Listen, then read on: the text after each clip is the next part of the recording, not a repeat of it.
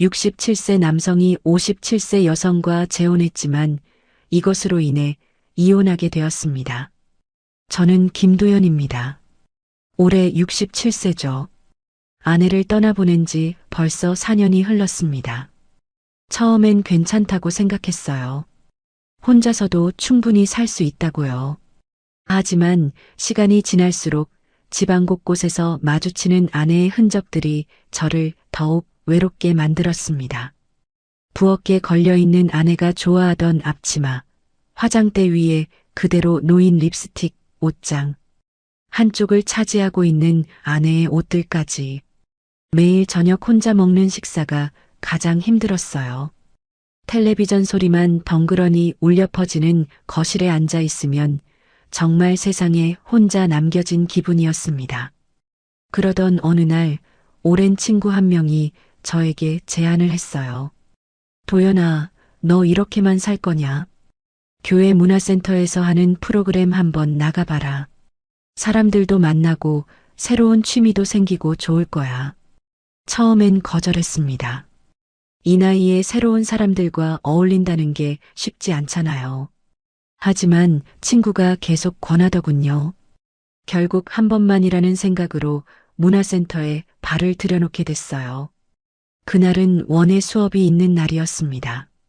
화분에 꽃을 심는 간단한 활동이었는데 옆자리에 앉은 여성분이 저에게 말을 걸어왔어요. 어르신, 처음 오셨나 봐요. 꽃 심기 어려우시죠? 그분이 바로 오지연 씨였습니다. 57세라고 하더군요. 저보다 10살 어렸지만 말하는 모습이나 행동거지에서 품위가 느껴졌어요. 실버용품 편집숍을 운영한다고 하셨습니다. 지연 씨는 제가 서툴게 흙을 만지고 있는 모습을 보고는 직접 도와주었어요.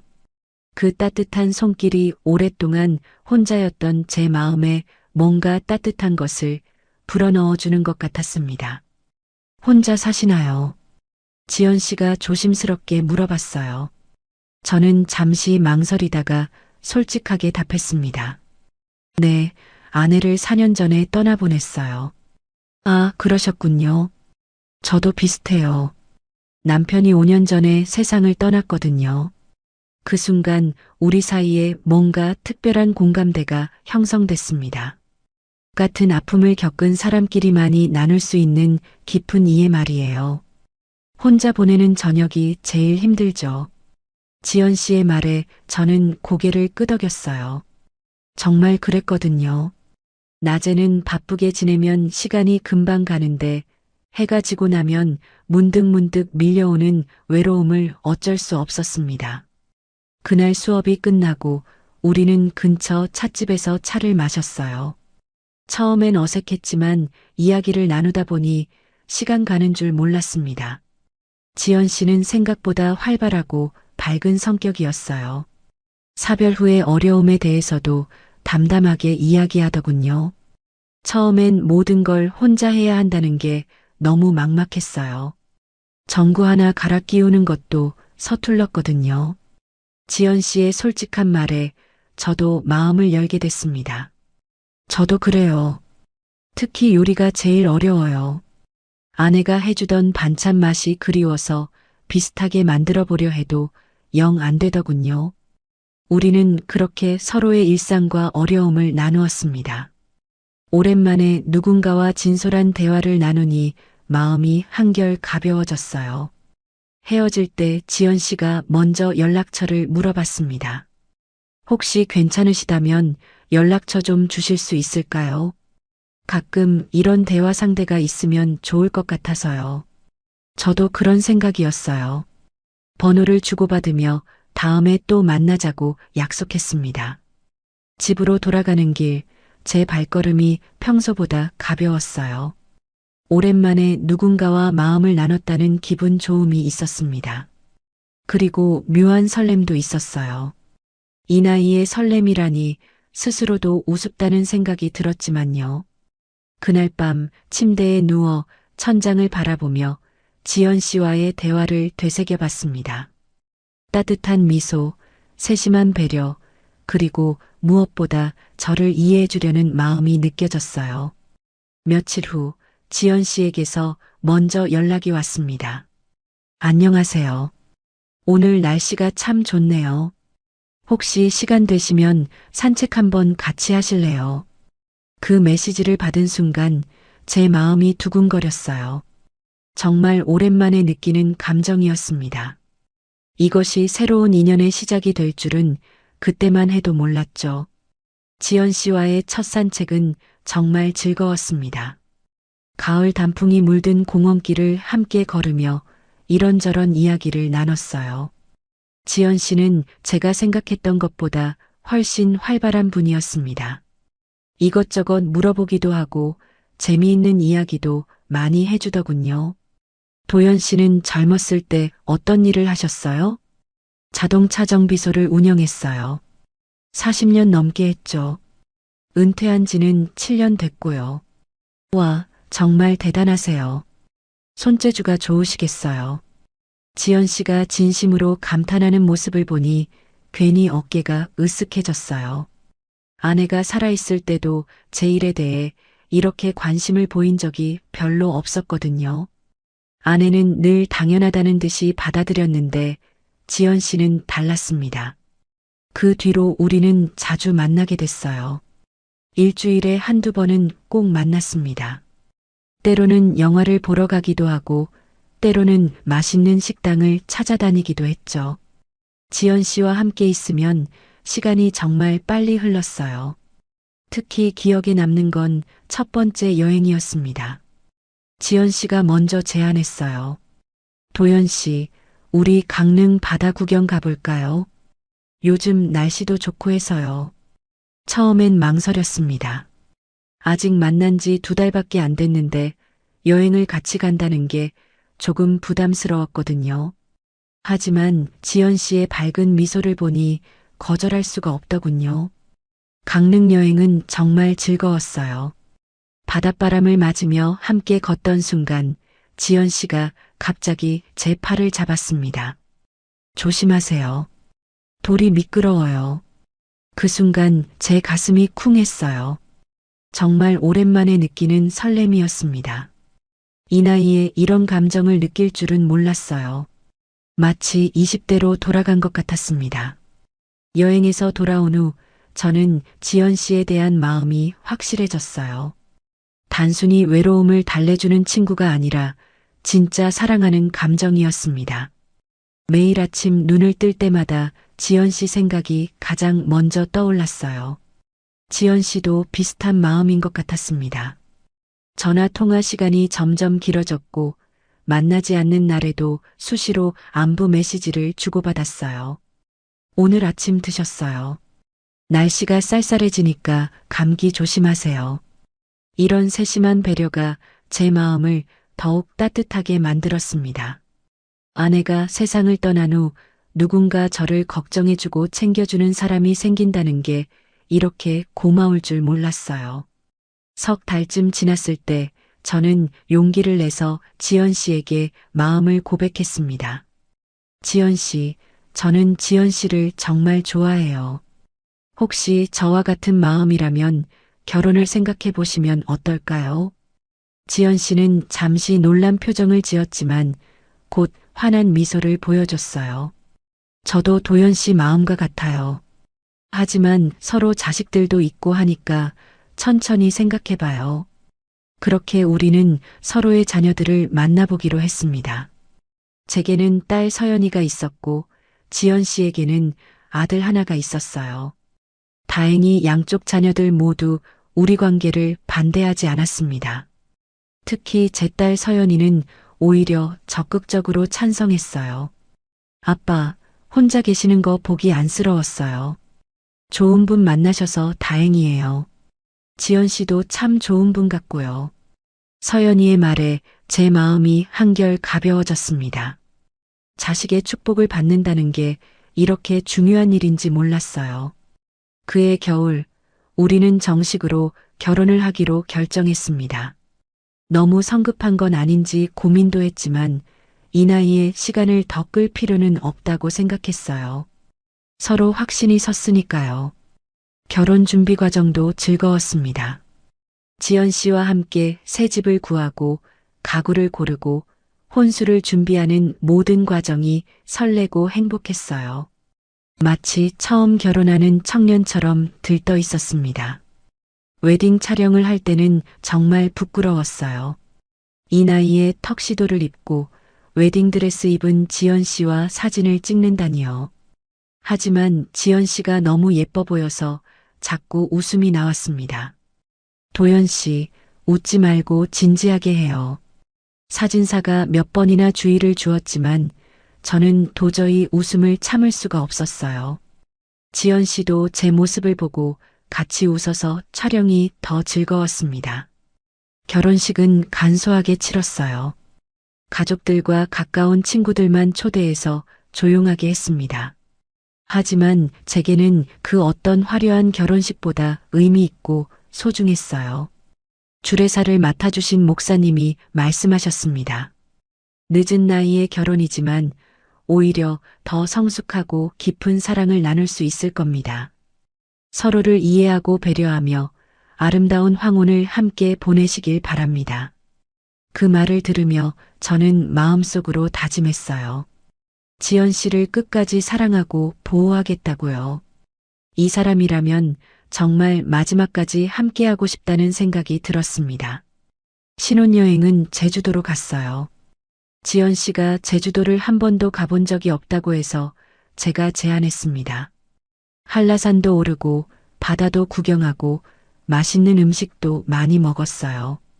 특히 바닷가에서 지연 씨와 함께 일몰을 바라보던 순간이 가장 기억에 남습니다. 붉은 노을이 바다를 물들이는 모습이 정말 아름다웠어요. 도연 씨, 정말 행복해요. 이런 날이 올 줄 몰랐어요. 지연 씨가 제 손을 꼭 잡으며 말했습니다. 저도 같은 마음이었어요. 사별 후 다시는 이런 행복을 느낄 수 없을 거라 생각했는데 지연 씨가 제 인생에 새로운 빛을 가져다 주었습니다. 신혼집으로 돌아와 새로운 생활을 시작할 때 저는 정말 희망에 가득 찼어요. 앞으로 지연 씨와 함께 만들어갈 추억들을 생각하니 가슴이 벅찼습니다. 매일 아침 함께 일어나고 함께 식사하고 함께 잠들 수 있다는 것만으로도 충분히 행복했어요. 그때만 해도 앞으로 닥칠 문제들을 전혀 예상하지 못했습니다. 신혼생활 첫 주는 정말 달콤했습니다. 매일 아침 지연 씨와 함께 일어나서 아침 식사를 준비하고 저녁에는 함께 텔레비전을 보며 이런저런 이야기를 나눴어요. 오랜만에 집안에 웃음소리가 가득했습니다. 지연 씨는 정말 세심한 분이었어요. 제가 좋아하는 반찬을 미리 만들어 놓기도 하고 제 옷을 깔끔하게 정리해 주기도 했습니다. 저도 지연 씨를 위해 할 수 있는 일들을 찾아서 했죠. 무거운 짐을 들어주거나 전구를 갈아주는 일들 말이에요. 하지만 행복한 시간은 생각보다 오래가지 못했습니다. 함께 산 지 열흘쯤 됐을 때였어요. 그날 저녁 늦게 일을 마치고 집에 돌아왔습니다. 지연 씨는 이미 침실에서 쉬고 있었어요. 저는 조용히 씻고 침대로 들어갔습니다. 다음 날 아침 지연 씨가 조심스럽게 말을 꺼냈어요. 여보, 혹시 어제 침구를 바꾼 지 오래됐나요? 아니에요. 결혼 전에 새로 샀는데요. 왜 그러세요? 지연 씨는 잠시 망설이더니 미안한 표정으로 말했습니다. 침구에서 조금 냄새가 나는 것 같아서요. 세탁을 좀 더 자주 하면 어떨까 싶어서요. 그 순간 제 얼굴이 화끈해졌어요. 냄새라니요. 저는 매일 저녁 샤워를 하고 잤는데 무슨 냄새가 난다는 걸까요? 하지만 지연 씨가 말하는데 뭐라고 할 수가 없었습니다. 아, 그런가요? 제가 주의를 못했나 봐요. 바로 빨도록 할게요. 고마워요. 미안해요. 이런 말에서. 지연 씨는 미안해했지만 저는 하루 종일 그 말이 머릿속에서 떠나지 않았어요. 냄새가 난다니요. 저한테서 냄새가 나는 건지 아니면 정말 침구 문제인지 계속 생각하게 됐습니다.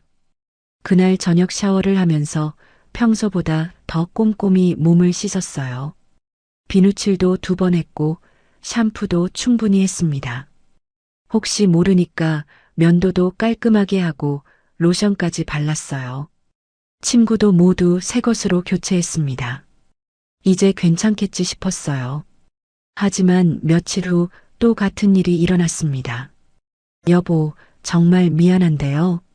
아직도 침실에서 냄새가 나는 것 같아요. 이번엔 더 직접적으로 말하더군요. 저는 점점 당황스러워졌어요. 침구도 새로 바꿨는데 왜 계속 냄새가 난다는 걸까요? 혹시 제가 모르는 사이에 냄새가 나는 건 아닐까요? 저는 조심스럽게 물어봤습니다. 지연 씨는 잠시 말을 못하더니 고개를 끄덕였어요. 그럴 수도 있겠네요. 나이가 들면 자연스럽게 생기는 냄새가 있다고 들었어요. 별로 신경 쓸 일은 아닌 것 같은데요. 지연 씨는 대수롭지 않게 말했지만 제게는 큰 충격이었습니다. 제가 냄새를 풍기고 있다는 얘기잖아요. 이런 걸 아저씨 냄새라고 하는 건가요? 그날부터 저는 냄새에 대해 극도로 예민해졌습니다. 하루에 2번씩 샤워를 하고 향이 좋은 비누와 샴푸를 새로 샀어요. 옷도 매일 갈아입고 향수까지 뿌리기 시작했습니다. 하지만 아무리 노력해도 지연 씨의 표정은 별로 달라지지 않았어요. 침실에 들어올 때마다 미세하게 인상을 찌푸리는 것 같았습니다. 말로는 괜찮다고 하지만 표정은 솔직하더군요. 어느 날 밤 저는 화장실에서 거울을 보며 스스로에게 물어봤습니다. 원래 이런가? 그냥 나이가 드니까 이런 거야? 아내와 함께 살 때는 이런 말을 들어본 적이 없었어요. 물론 아내가 말을 안 한 건지 아니면 정말 냄새가 없었던 건지는 모르겠지만요. 하지만 지연 씨는 다른 사람이잖아요. 더 예민할 수도 있고요. 저는 인터넷으로 중년 남성 체취에 대해 검색해 봤어요. 생각보다 많은 정보가 나오더군요. 호르몬 변화, 신진대사 저하, 각질 증가 등등 여러 원인이 있다고 했습니다. 해결책도 많이 나와 있었어요. 다음 날부터 저는 본격적으로 냄새 관리에 들어갔습니다. 매일 아침 저녁 샤워는 기본이고 각질 제거용 타올로 몸을 문지르고 데오드란트도 발랐어요. 옷도 하루 입으면 바로 세탁기에 넣었습니다. 처음에는 지연 씨도 제 노력을 알아줬어요. 요즘 냄새가 많이 줄어든 것 같아요. 고생 많으셨죠? 그 말을 들으니 조금은 안심이 됐습니다. 제 노력이 헛되지 않았다는 거잖아요. 하지만 며칠 지나지 않아 다시 문제가 생겼어요. 어느 날 저녁 지연 씨가 또 그런 표정을 짓는 거예요. 뭔가 불편해하는 표정 말이에요. 아직도 냄새가 나나요? 저는 직접적으로 물어봤습니다. 지연 씨는 잠시 망설이더니 솔직하게 답했어요. 조금은 나는 것 같아요.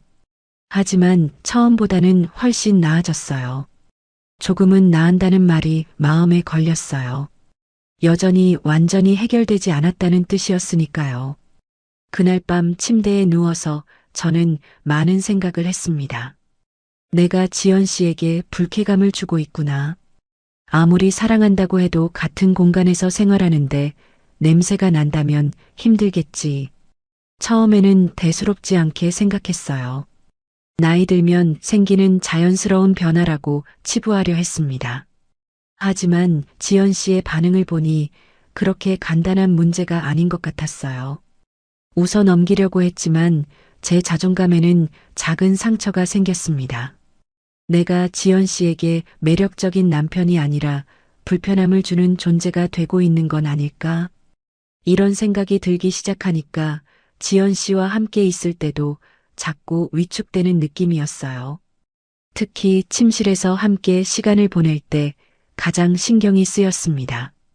지연 씨가 저에게서 멀어지려고 하는 건 아닌지, 혹시 숨을 참고 있는 건 아닌지 계속 생각하게 됐어요.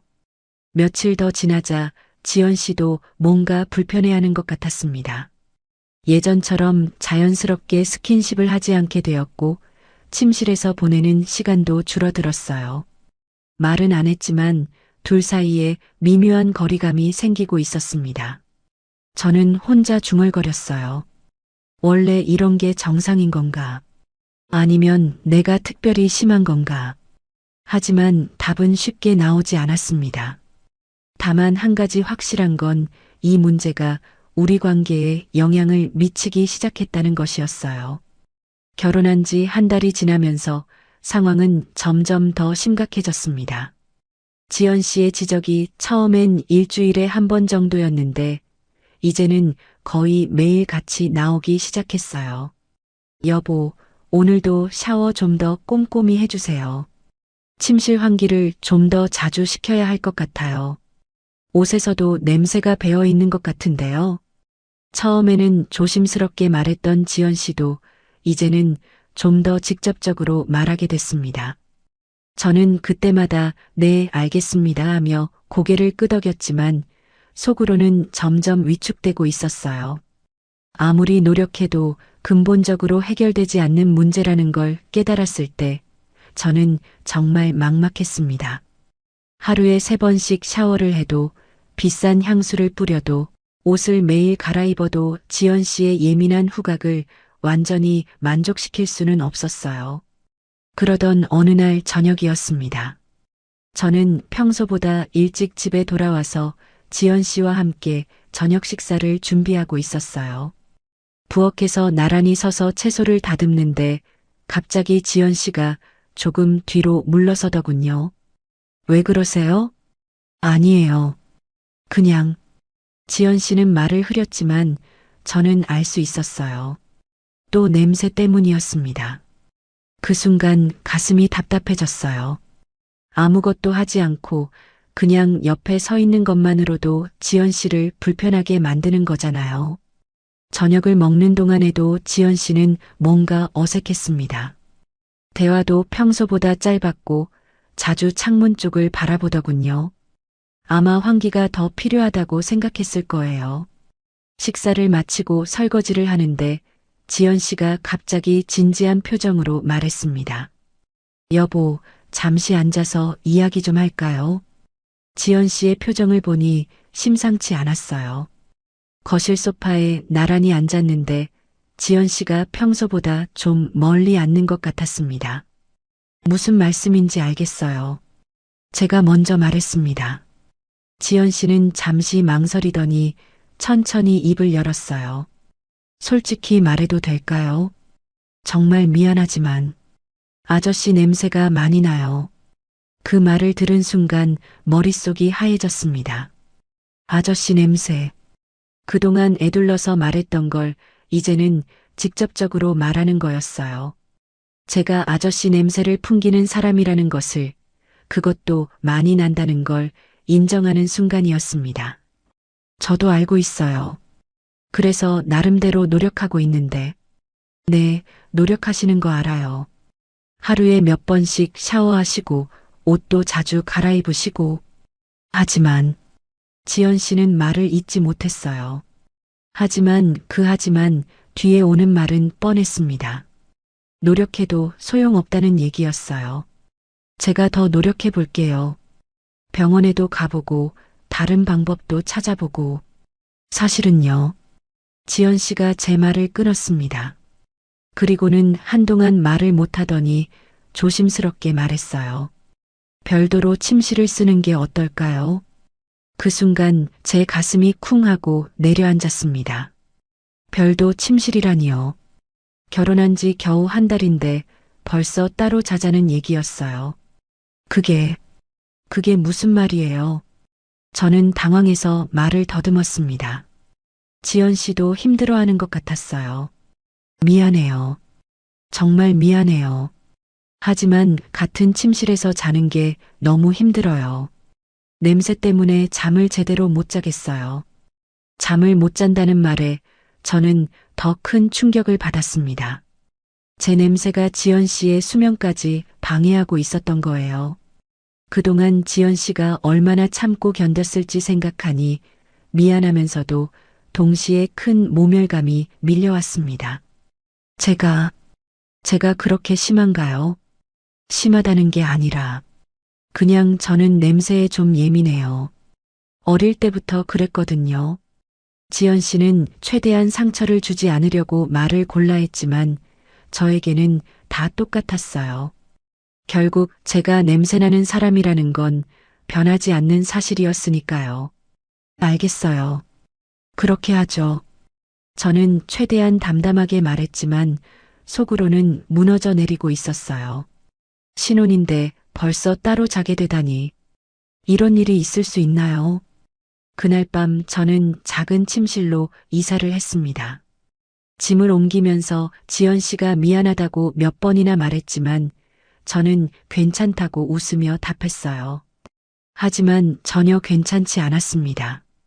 새로운 침실에서 혼자 누워 있으니 신혼이 맞나 싶었어요. 벽 하나를 사이에 두고 지연 씨가 있다고 생각하니 더 외로웠습니다. 마치 제가 격리된 것 같은 기분이었어요. 다음 날부터 저는 더욱 절망적으로 냄새 관리에 매달렸습니다. 인터넷으로 온갖 방법을 찾아보고 비싼 제품들도 주문했어요. 채취 제거 비누, 특수 샴푸, 데오드란트, 심지어 체내 냄새 제거 영양제까지 먹기 시작했습니다.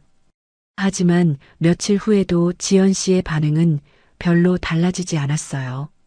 여전히 제 근처에 오면 미세하게 인상을 찌푸렸고 대화할 때도 약간의 거리를 두려고 했습니다.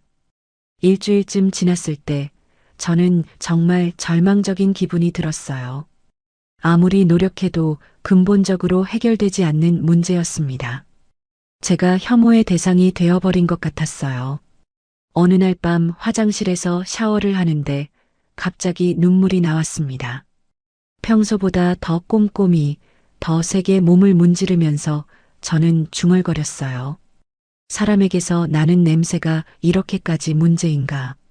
비누칠을 하고 또 하고 떼수건으로 문지르고 또 문지르면서도 답답한 마음은 사라지지 않았습니다. 아무리 씻어도 근본적인 해결책이 없다는 게 가장 힘들었어요. 샤워를 마치고 거울을 보니 제 얼굴이 너무 초라해 보였습니다. 67세의 늙은 남자가 냄새 때문에 아내에게 버림받은 모습 말이에요. 내가 지연 씨에게 이런 고통을 주고 있구나. 그 생각을 하니 더욱 미안했습니다. 지연 씨도 분명 힘들 거예요. 사랑해서 결혼했는데 이런 문제 때문에 같이 있기 힘들다니. 저만 힘든 게 아니라 지연 씨도 마찬가지일 거라는 생각이 들었어요. 화장실에서 나와 작은 침실로 돌아가는 길에 지연 씨 방 앞을 지나게 됐습니다. 문틈으로 새어나오는 불빛을 보니 지연 씨도 아직 잠들지 않은 것 같았어요. 혹시 지연 씨도 이 상황을 힘들어하고 있는 건 아닐까? 침대에 누워서도 잠이 오지 않았습니다. 천장을 바라보며 계속 생각했어요. 내가 지연 씨를 사랑한다고 말할 자격이 있나? 상대방을 불편하게 만드는 사람이 사랑을 말할 수 있나? 결혼 전에는 이런 문제가 있을 줄 몰랐어요. 연애할 때는 데이트하고 헤어지니까 큰 문제가 없었는데 같이 살기 시작하니까 이런 현실적인 문제들이 드러나는 거였습니다. 새벽까지 뒤척이다가 겨우 잠이 들었는데 꿈에서도 지연 씨가 저를 피하는 모습이 나왔어요. 꿈속에서도 저는 지연 씨에게 가까이 가려고 하는데 지연 씨는 계속 뒤로 물러서더군요. 별도 침실을 쓴 지 일주일 후 저는 더 이상 혼자 끙끙 앓고 있을 수만은 없었어요. 근처 종합병원 내과에 예약을 잡고 진료를 받으러 갔습니다. 병원에 가는 길에도 창피했어요.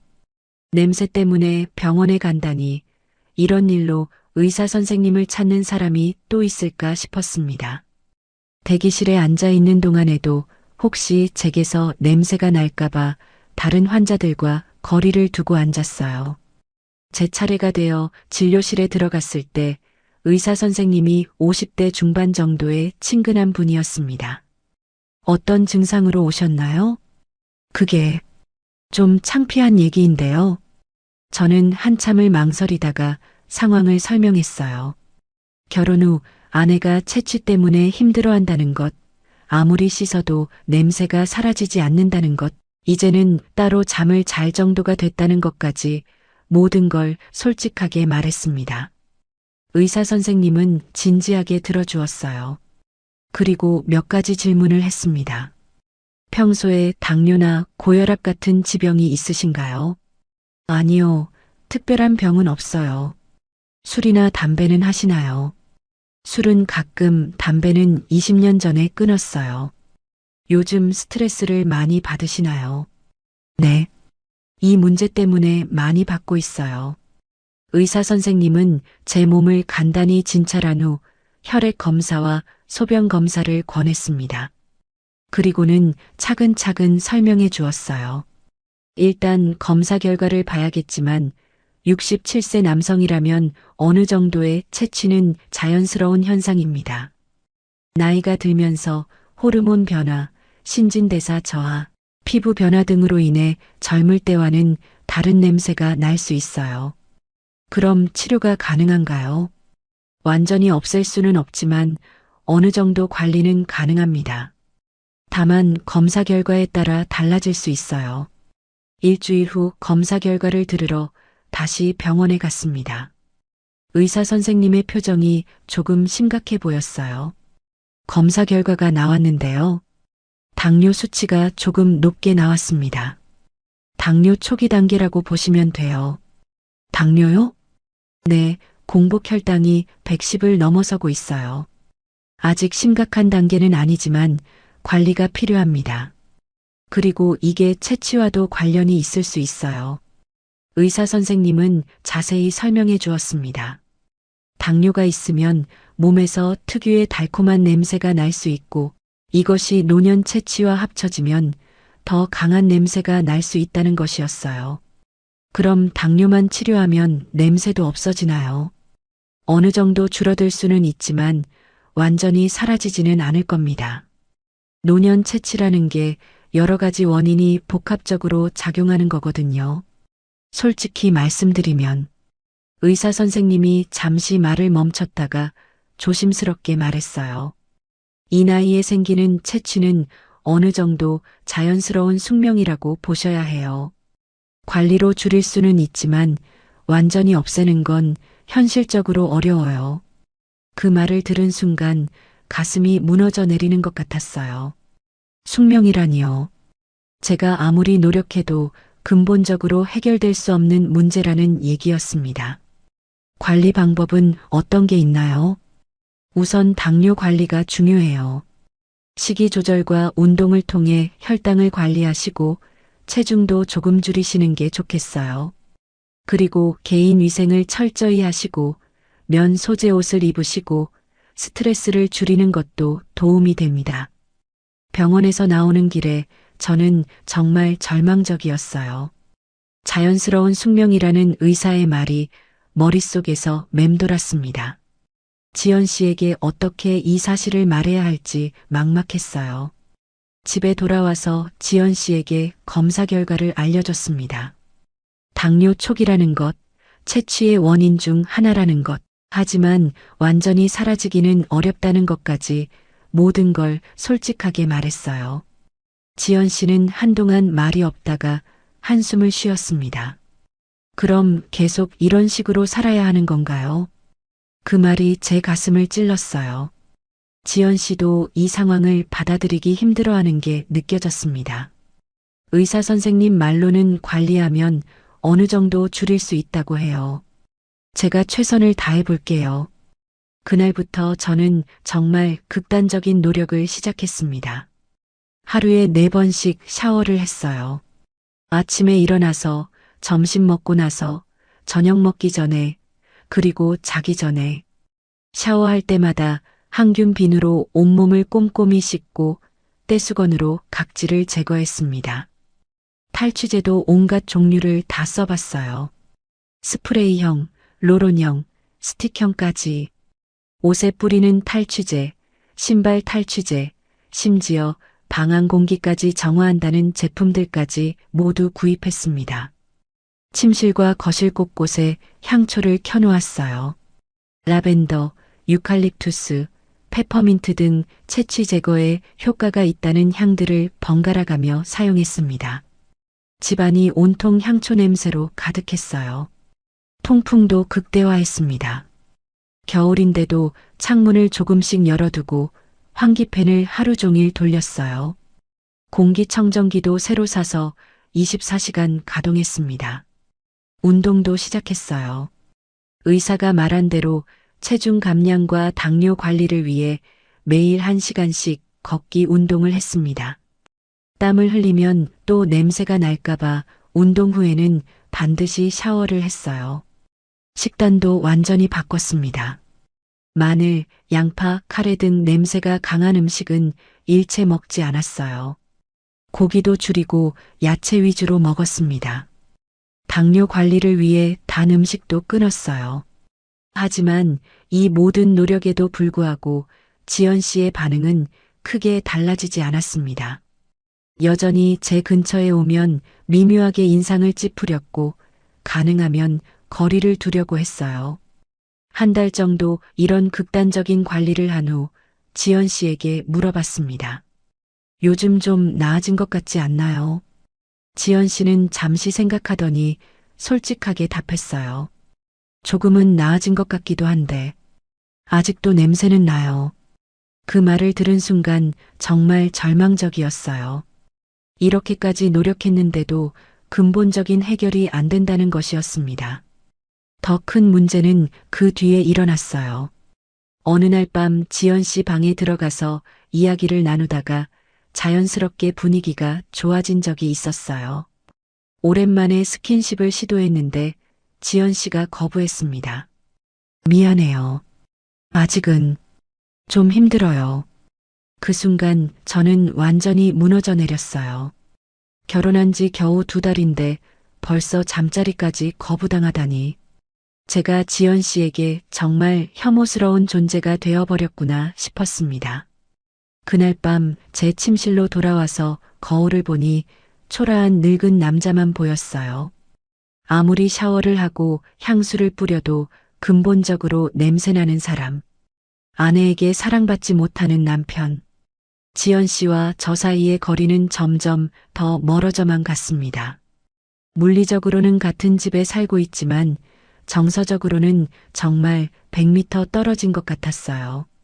같은 공간에 있어도 대화는 최소한으로 줄었고 서로를 바라보는 시간도 거의 없었습니다. 식사할 때도 지연 씨는 가능하면 멀리 앉으려고 했고 텔레비전을 볼 때도 소파 양끝에 앉았어요. 부부라고 하기에는 너무 차가운 관계가 되어버렸습니다. 결혼한 지 3달째가 되던 어느 날 지연 씨가 조심스럽게 말을 꺼냈습니다.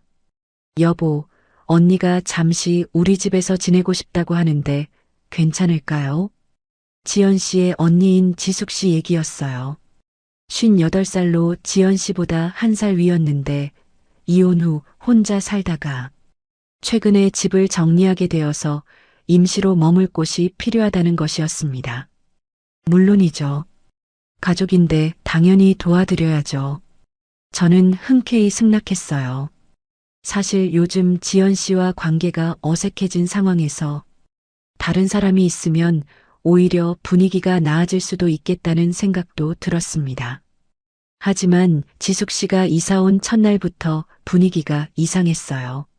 짐을 들고 들어온 지숙 씨가 현관에서부터 코를 킁킁거리더니 지연 씨에게 속삭이듯 말했습니다. 지연아, 이 집 냄새가 좀 나는 것 같은데. 그 말이 제 귓가에 선명하게 들렸어요. 아직 집에 들어온 지 5분도 안 됐는데 벌써 냄새를 감지한 거였습니다. 저는 괜히 몸이 움츠러들었어요. 지연 씨가 당황하며 대답했어요. 아, 그게 환기를 좀 더 자주 해야겠어. 무슨 냄새야, 이거. 곰팡이 냄새는 아닌 것 같고. 지숙 씨는 집안을 둘러보며 계속 킁킁거렸어요. 그리고는 제 쪽을 힐끔 보더니 뭔가 깨달은 듯한 표정을 지었습니다.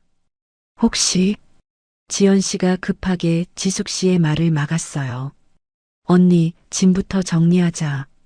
하지만 지숙 씨의 표정만 봐도 무엇을 깨달았는지 알 수 있었어요. 제가 냄새의 원인이라는 걸 눈치챈 거였습니다. 그날 저녁 식사 시간이 정말 어색했어요. 지숙 씨는 제 근처에 앉기를 피하더니 창문 쪽 자리를 고집했습니다. 식사 중에도 자꾸 창문을 열어야겠다는 핑계로 일어났다 앉았다 했어요. 이 집이 환기가 잘 안 되는 구조네.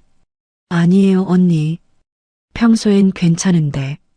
지연 씨가 변명하듯 말했지만 지숙 씨는 계속 불편한 표정이었어요. 저는 최대한 빨리 식사를 마치고 자리를 떴습니다.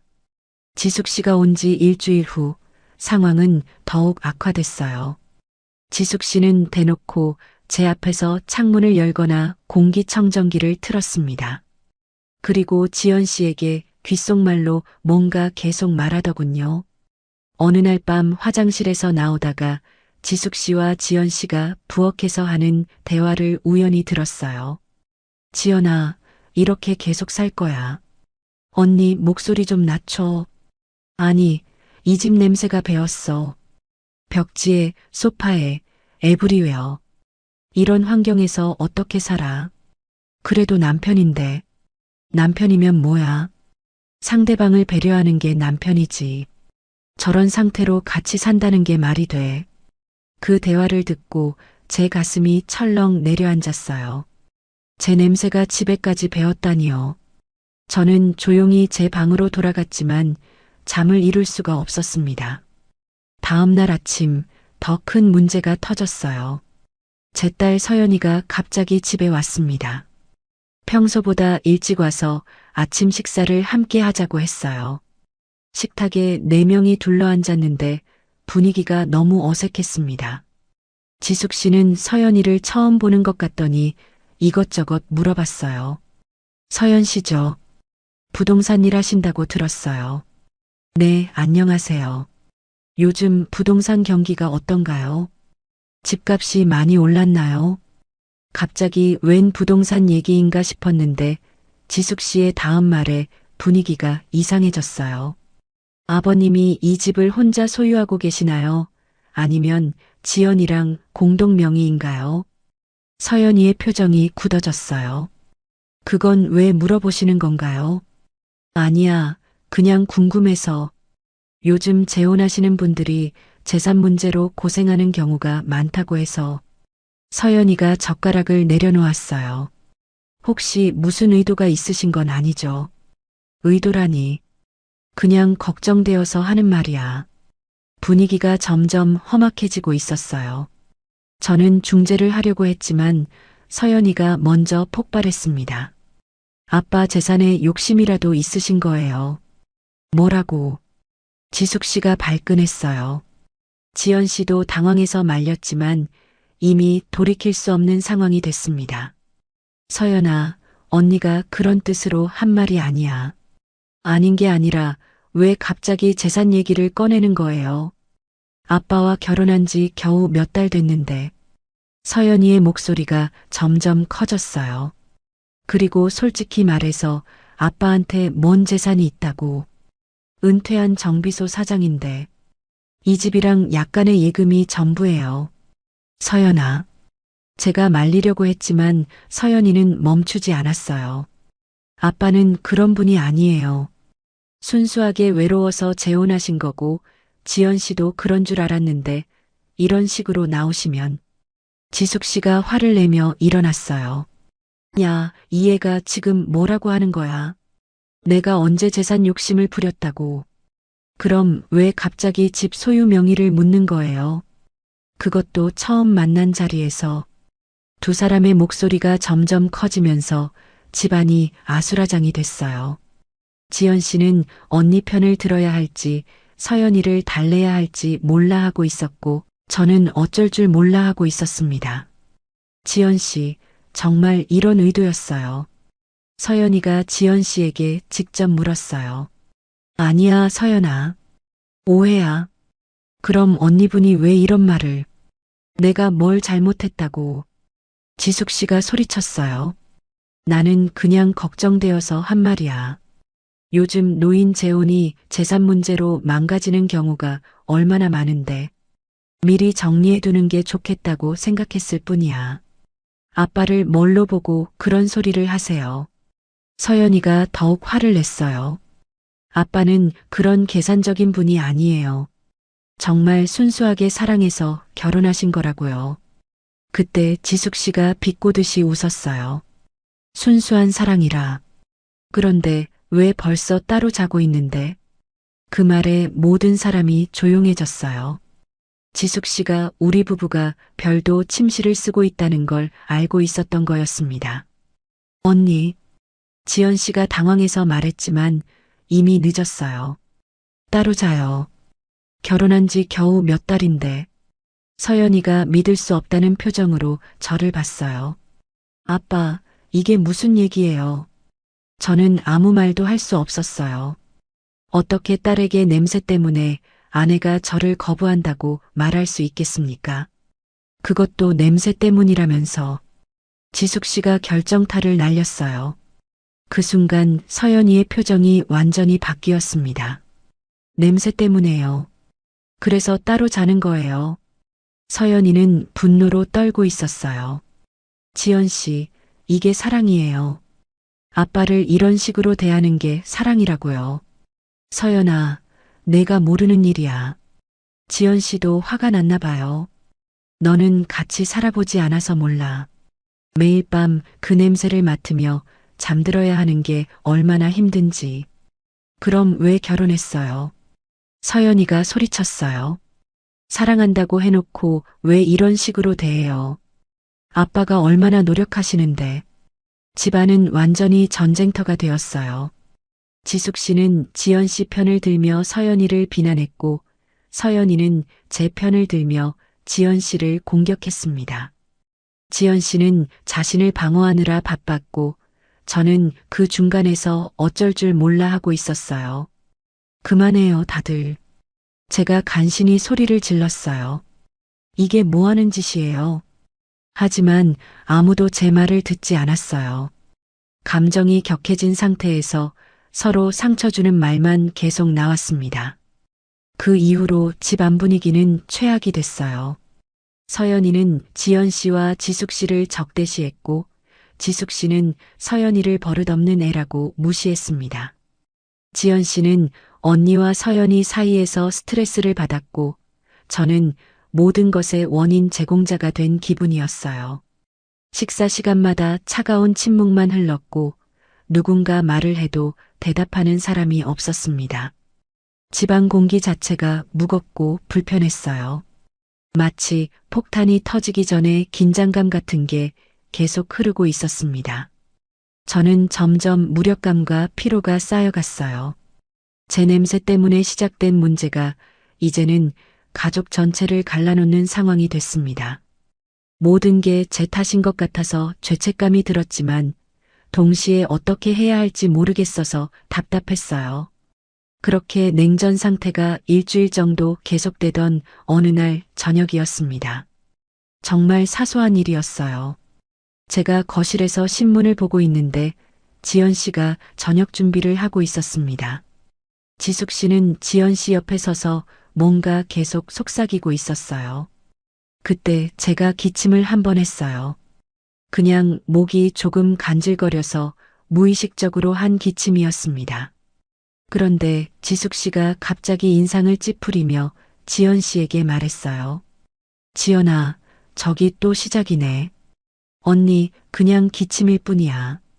기침이 문제가 아니라 그 냄새가 또 퍼진다고. 그 말을 듣는 순간 제가 갑자기 화가 났어요. 기침 한 번 하는 것도 냄새 핑계로 트집을 잡는다니요. 저는 신문을 접으며 일어났습니다. 지숙 씨, 그렇게 불편하시면 다른 곳에 가서 계시면 어떨까요? 뭐라고 했어요? 지숙 씨가 돌아보며 말했어요. 제가 뭘 잘못했다고 기침 한 번 하는 것도 그렇게 민감하게 반응하시는 거예요. 기침이 문제가 아니라 냄새가. 냄새하지 마세요. 저도 모르게 목소리가 커졌어요. 저도 사람이에요. 아무리 냄새가 난다고 해도 이렇게 눈치를 주면 어떡해요. 지연 씨가 황급히 말렸어요. 여보, 진정해요. 진정하라고요. 저는 지금까지 충분히 진정했어요. 제 목소리가 점점 커졌습니다. 그동안 참고 참았던 감정이 터져나오고 있었어요. 하루에 4번씩 샤워하고 온갖 탈취제 다 써보고 이 집에 향초까지 피우며 사는 게 정상이라고 생각하세요. 그래도 부부인데 서로 배려해야. 지숙 씨가 말했지만 저는 더 이상 참을 수 없었어요. 배려라고요. 그럼 제가 받은 배려는 뭐예요? 신혼인데 따로 자고 스킨십도 거부당하고 집에서도 눈치 보며 사는 게 배려받는 거예요. 여보, 제발. 지연 씨가 울먹이며 말했지만 저는 멈출 수 없었어요. 저도 나름대로 최선을 다했어요. 의사한테도 가보고 당뇨 약도 먹고 운동도 하고. 하지만 안 되는 건 안 되는 거 아네요. 지숙 씨가 비아냥거리듯 웃었어요. 그럼 어쩌자는 거예요? 지연이가 평생 이렇게 살라고요. 그럼 처음부터 왜 결혼했어요? 제가 지연 씨를 보며 말했습니다. 연애할 때는 괜찮았다면서요. 지연 씨는 아무 말도 못하고 그냥 울기만 했어요. 그 모습을 보니 갑자기 제 마음도 무너져 내렸습니다. 하지만 이미 시작된 말다툼을 멈출 수는 없었어요. 저도 힘들어요. 제 목소리가 떨렸습니다. 제가 원해서 이렇게 냄새가 나는 줄 아세요. 저도 모르겠어요. 어떻게 해야 하는지. 그 순간 집안이 조용해졌어요. 지숙 씨도 더 이상 말을 하지 않았고 지연 씨는 계속 울고만 있었습니다. 미안해요. 지연 씨가 중얼거리듯 말했어요. 정말 미안해요. 저는 한숨을 쉬며 소파에 주저앉았습니다. 갑자기 모든 게 허무해졌어요. 이렇게 싸우는 것도 서로 상처 주는 것도 아무 의미가 없다는 생각이 들었습니다. 그날 밤 지연 씨가 제 방으로 왔어요. 눈이 퉁퉁 부어 있었습니다. 이야기 좀 해요. 저는 고개를 끄덕였어요. 드디어 진지한 대화를 해야 할 때가 온 것 같았습니다. 처음엔 정말 사랑했어요. 지연 씨가 떨리는 목소리로 말했어요. 도연 씨를 만났을 때 정말 행복했어요. 혼자 있을 때의 외로움을 달래줄 사람을 만났다고 생각했고요. 저는 조용히 들었습니다. 결혼할 때도 정말 좋았어요. 앞으로 함께 만들어갈 추억들을 생각하니까 설레고 기뻤어요. 지연 씨의 목소리에서 그때의 행복했던 기억이 느껴졌어요. 하지만 지연 씨가 말을 멈췄다가 다시 이어갔습니다. 하지만 같이 살기 시작하면서 모든 게 달라졌어요. 냄새가 너무 심해서 견딜 수가 없었어요. 그 말을 들으니 가슴이 아팠어요. 하지만 지연 씨의 솔직한 심정을 듣고 싶었습니다. 처음엔 참으려고 했어요. 사랑하니까 이 정도는 감수할 수 있다고 생각했어요. 하지만 시간이 지날수록 더 힘들어졌어요. 알아요. 제가 조용히 말했어요. 저도 알고 있어요. 같은 공간에 있으면 숨이 막혀요. 지연 씨가 울면서 말했어요. 사랑하는 사람한테 이런 말을 해야 하는 제가 너무 싫어요. 하지만 정말 견딜 수가 없어요. 그 순간 저는 모든 걸 이해했어요. 지연 씨도 저만큼이나 힘들어하고 있었다는 것을요. 저를 사랑하지만 함께 있기 힘든 자신의 상황을 괴로워하고 있었던 거였어요. 당신 곁에 있으면 정말 숨이 막혀요. 지연 씨가 마지막으로 말했어요. 그 말을 듣는 순간 저는 모든 걸 포기하게 됐습니다. 알겠어요. 저는 담담하게 말했어요. 제가 지연 씨를 불행하게 만들고 있다는 걸 알겠어요. 지연 씨가 더 세게 울었어요. 미안해요. 정말 미안해요. 미안하다고 하지 마세요. 저는 지연 씨의 손을 잡았어요. 이건 누구의 잘못도 아니에요. 그냥 우리가 맞지 않는 거예요. 하지만 나로 인해 지연 씨가 불행하다면 이게 맞는 것 같아요. 제가 조용히 말했어요. 이혼하죠. 그 말을 하는 순간 제 눈에서도 눈물이 흘러내렸어요. 하지만 이게 맞는 선택이라는 걸 알고 있었습니다. 정말 그렇게 할까요? 지연 씨가 물었어요. 네. 저는 고개를 끄덕였어요. 서로를 더 이상 괴롭히지 말아요. 그 뒤 일주일 동안 우리는 이혼 준비를 했습니다. 다행히 재산 분할 같은 복잡한 문제는 없었어요. 결혼한 지 겨우 5달이었고 각자 가져온 재산은 각자가 가져가기로 했습니다. 지숙 씨는 이혼 소식을 듣고 나서야 조금 미안해하는 기색을 보였어요. 서연이는 속상해했지만 제 결정을 존중해 준다고 했습니다. 이혼 서류에 도장을 찍는 날 지연 씨와 저는 둘 다 울고 있었어요. 사랑했지만 함께할 수 없는 현실이 너무 슬펐습니다. 행복하게 사세요. 지연 씨가 마지막으로 말했어요. 지연 씨도요. 저도 인사를 건넸습니다.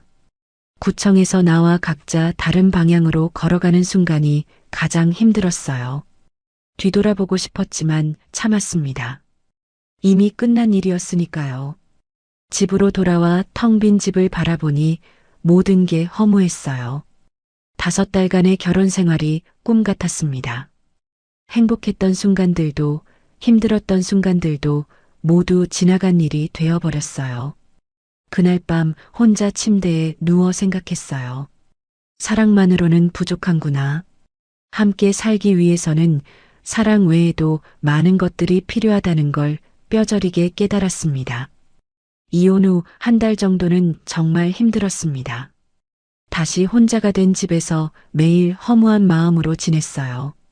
텔레비전을 켜놔도 소리만 나고 집중이 안 됐고 밥을 먹어도 맛이 없었습니다. 무엇보다 실패한 결혼에 대한 자책감이 컸어요. 내가 뭘 잘못했나? 혼자 중얼거리며 지난 일들을 계속 되짚어봤습니다. 더 일찍 병원에 갔더라면, 더 철저히 관리했더라면, 아니면 아예 결혼을 하지 않았더라면 어땠을까 하는 생각들 말이에요. 하지만 시간이 지나면서 조금씩 현실을 받아들이게 됐어요. 이미 일어난 일을 되돌릴 수는 없고 앞으로 어떻게 살아갈 것인가를 생각해야 한다는 걸 깨달았습니다. 변화의 시작은 서연이의 제안이었어요. 어느 날 서연이가 집에 와서 조심스럽게 말을 꺼냈습니다. 아빠, 이렇게만 계시면 안 될 것 같아요. 왜, 뭐가 문제야? 계속 집에만 계시니까 더 우울해지시는 것 같아요. 밖에 나가서 사람들도 만나시고 활동도 하세요. 서연이는 복지관에서 하는 봉사활동을 추천해 줬어요. 독거 어르신들 도시락 배달하는 일이었습니다. 제가 알아봤는데 매주 화요일, 목요일에 2시간씩만 하면 돼요. 아빠같이 시간 여유 있으신 분들이 많이 참여하시더라고요. 처음엔 망설였어요. 제 상황이 이런데 다른 사람을 도와준다는 게 뭔가 어색했거든요. 하지만 서연이가 계속 권해서 한번 해보기로 했습니다. 첫 번째 봉사활동 날 복지관에서 만난 사람들이 생각보다 친근했어요. 저처럼 60대 후반의 남성들도 여러 명 있었고 다들 비슷한 이유로 봉사활동을 시작했다고 하더군요. 저는 아내 떠나보낸 후에 시작했어요. 저도 은퇴하고 나니까 할 일이 없어서 왔지요. 도시락을 배달하면서 만나는 독거 어르신들을 보니 제가 얼마나 복받은 사람인지 깨달았어요. 저는 건강하고 딸도 있고 경제적으로도 큰 어려움이 없는데 혼자라고 우울해하고 있었던 거였습니다. 특히 기억에 남는 할머니가 한 분 계셨어요. 80세가 넘으신 분인데 혼자 사시면서도 항상 밝게 웃으며 인사해 주셨어요. 아이고, 오늘도 와주셨네요. 고마워요, 정말.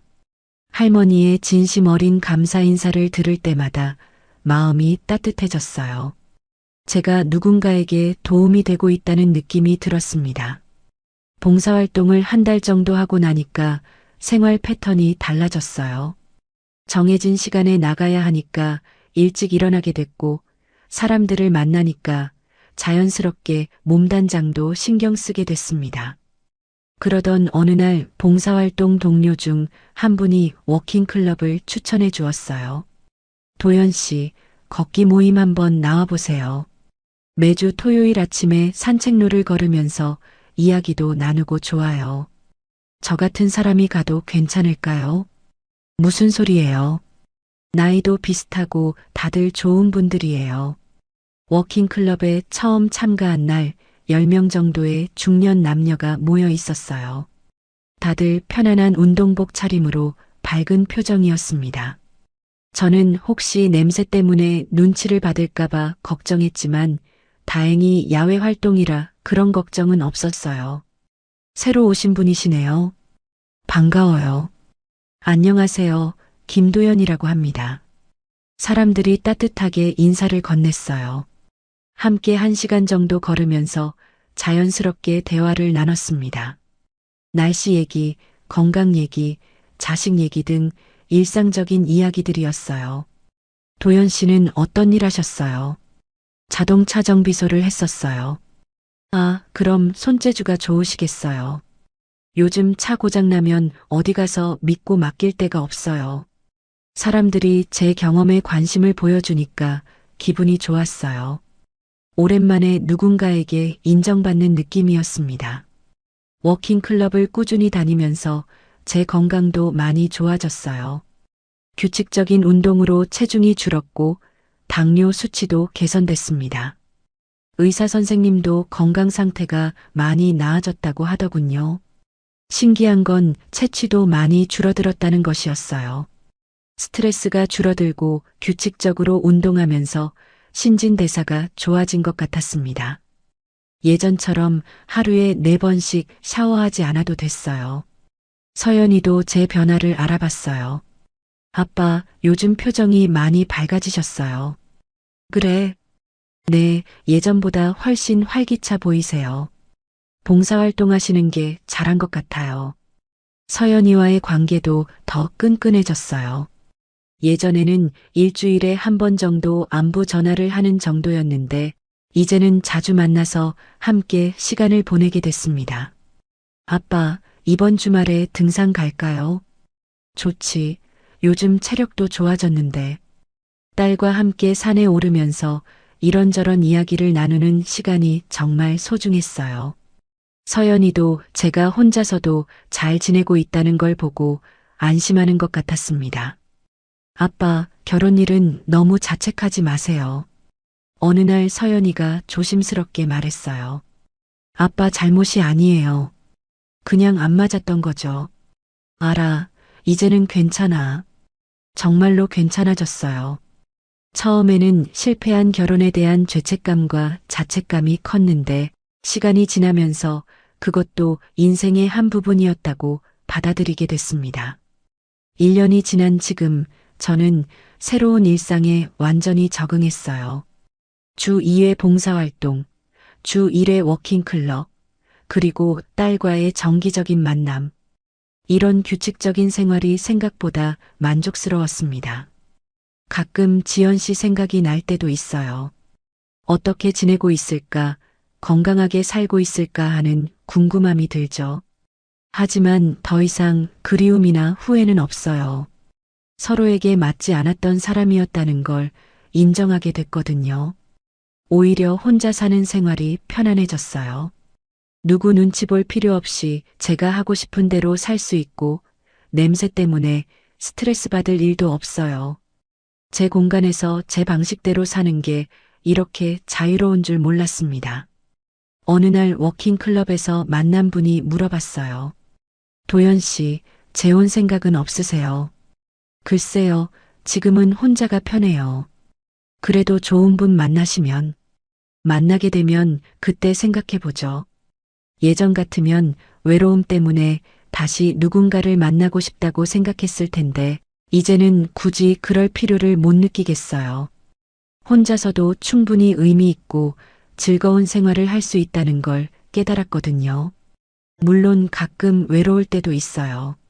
저녁에 혼자 밥을 먹을 때나 텔레비전을 보다가 웃긴 장면이 나와도 함께 웃을 사람이 없을 때는 아쉽죠. 하지만 그런 외로움보다는 자유로움이 더 크다는 걸 알게 됐어요. 오늘도 봉사활동을 마치고 집에 돌아와 거울을 보니 예전보다 훨씬 평온한 표정이었어요. 68세가 된 지금 저는 제 나이에 맞는 삶을 살고 있다는 생각이 들어요. 세상 모든 관계는 서로를 존중하는 데서 시작되는 것 같아요. 상대방을 불편하게 만드는 것도 자신을 억지로 맞춰가는 것도 진정한 사랑이 아니라는 걸 이제는 알겠습니다. 사랑만으로는 함께 살 수 없었지만 그 경험을 통해 더 성숙한 사람이 된 것 같아요. 혼자서도 충분히 행복할 수 있다는 걸 배웠습니다. 그리고 그것만으로도 감사한 일이라고 생각해요. 생각해요. 생각해요. 생각해요.